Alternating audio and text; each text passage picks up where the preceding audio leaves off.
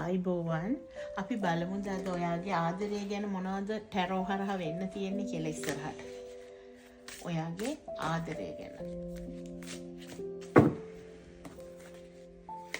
ඔයාගේ ආදරයට ටැරෝ හරහා එන පණිවිඩය තමයි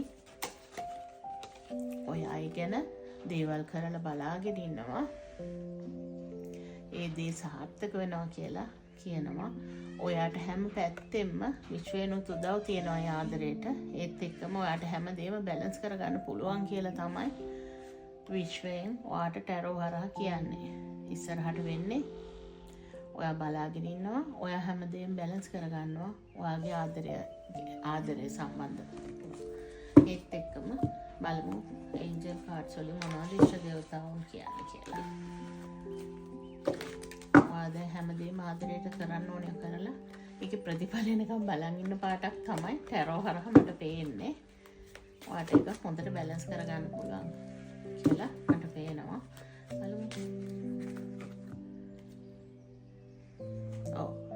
ඔයාගේ ආදර ශක්තිමත් බව.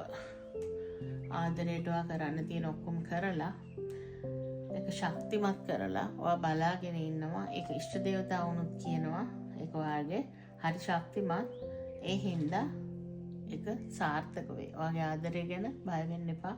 ඒක සාර්ථක වෙනවා කියලා තමයි මැසේජ් දෙකෙන්ම කියවෙන්නේ. එහෙනම් මාව ෆලෝ කරලා තියාගන්න. ඔයාලට සුබ දවසක් ඔයාලා ප්‍රාර්ථනා කරන ආදරය ඔයාලට ලැබෙන්න කියලා විශ් කරනවා. එහෙනම් ගිහින් එන්න.